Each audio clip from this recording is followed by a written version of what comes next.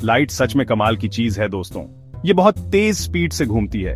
Universe में हम जो कुछ भी जानते हैं उससे भी तेज। ज्यादातर लाइट सीधी लाइंस में चलती है।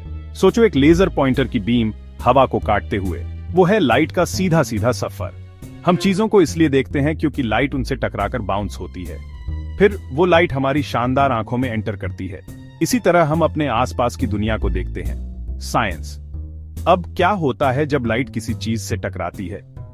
वो हमेशा रुक ही नहीं जाती। अक्सर लाइट किसी सरफेस से टकराकर बाउंस होती है। इस कूल फिनोमेनन को हम रिफ्लेक्शन कहते हैं। सोचो एक बाउंसी बॉल को एक सख्त दीवार पर फेंकते हो, वो सीधे तुम्हारे पास वापस आती है ना?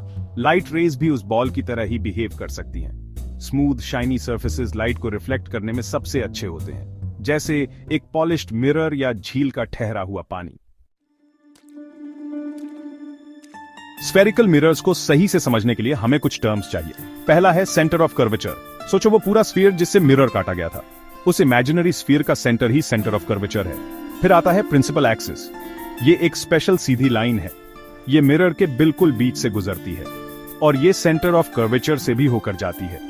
ये टर्म्स हमें ये समझने में मदद करते हैं कि लाइट कैसे बिहेव करती है। Gap 2s। अगला, चलो प्रिंसिपल फोकस के बारे में बात करते हैं। इसे फोकल पॉइंट भी कहते हैं। ये बहुत इंपॉर्टेंट है। एक कॉन्केव मिरर के लिए ये वो जगह है जहां पैरेलल लाइट रेज रिफ्लेक्ट होने के बाद मिलती है। वो सब एक इस छोटी सी जगह पर कन्वर्ज होती हैं। एक कॉन्वेक्स मिरर के लिए पैरेलल रेज मिरर के पीछे इस पॉइंट से फैलती हुई लगती है।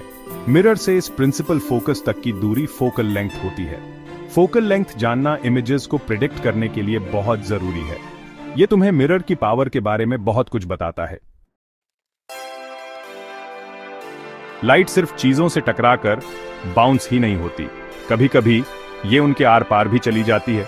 सोचो लाइट एक खिड़की के शीशे से गुजर रही है, लेकिन असली कूल बात यह है जब लाइट एक मटेरियल से दूसरे मटेरियल में जाती है तो वो बेंड हो सकती है। लाइट के इस बेंड होने को रिफ्रैक्शन कहते हैं। ये तब होता है जब लाइट हवा से पानी में जाती है, एग्जाम्पल के लिए, या हवा से ग्लास में, जैसे एक लेंस में। ये बेंडिंग कई ऑप्टिकल चमत्कारों के लिए जिम्मेदार है। ये लाइट की एक फंडामेंटल प्रॉपर्टी है। लाइट ऐसे बेंड क्यों होती है? ये सब स्पीड का खेल है। लाइट अलग अलग मटेरियल्स में अलग अलग स्पीड से चलती है। ये वैक्यूम में सुपर फास्ट होती है, हवा में थोड़ी धीमी, पानी में और भी धीमी, और ग्लास में उससे भी धीमी। सोचो एक टॉय कार एक स्मूथ फर्श से एक मोटे कारपेट पर जा रही है। अगर वो कारपेट पर एक एंगल से टकराती है तो एक पहिया पहले धीमा हो जाता है। इससे कार मुड़ जाती है या डायरेक्शन बदल लेती है। लाइट भी बिल्कुल ऐसे ही बिहेव करती है। वो कितना बेंड होती है ये मटेरियल के रिफ्रैक्टिव इंडेक्स नाम की चीज से डिस्क्राइब होता है।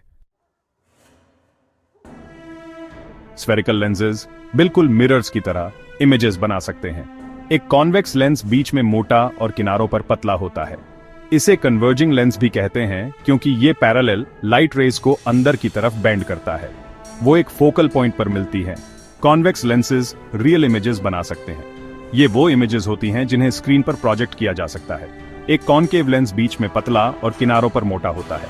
ये एक डाइवर्जिंग लेंस है। ये पैरेलल लाइट रेज को बाहर की तरफ फैलाता है। कॉनकेव लेंसेज आमतौर पर वर्चुअल इमेजेस बनाते हैं जो ऑब्जेक्ट की साइड पर ही लेंस में दिखते हैं। अंदाजा लगाओ क्या? लेंसेज के लिए भी एक फॉर्मूला है। ये मिरर फॉर्मूला जैसा ही दिखता है। लेंस फॉर्मूला है 1/f बराबर 1/v माइनस 1/u। वो माइनस साइन देखा। लेंसेज के लिए वही मेन डिफरेंस है। f लेंस की फोकल लेंथ है, u ऑब्जेक्ट डिस्टेंस है और v इमेज डिस्टेंस है।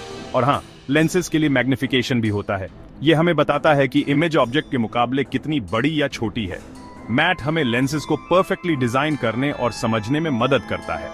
Gap 2s। चलो लेंस की पावर के बारे में बात करते हैं। ये वजन उठाने वाली स्ट्रेंथ के बारे में नहीं है। लेंस की पावर बताती है कि वो लाइट को कितना बेंड कर सकता है। हाई पावर वाला लेंस लाइट को बहुत ज्यादा बेंड करता है। लो पावर वाला लेंस लाइट को बस थोड़ा सा बेंड करता है। पावर को डिऑप्टर्स नाम की यूनिट्स में मापा जाता है। पावर P का फॉर्मूला सिंपल है, P बराबर 1/f। यहाँ f फोकल लेंथ है, लेकिन वो मीटर्स में होनी चाहिए। आई ग्लास प्रिस्क्रिप्शंस में अक्सर डिऑप्टर्स का यूज होता है। तो ये सारा लाइट का जादू हमें एक्शन में कहां देखने को मिलता है? स्फेरिकल मिरर्स के बहुत सारे यूजेस हैं।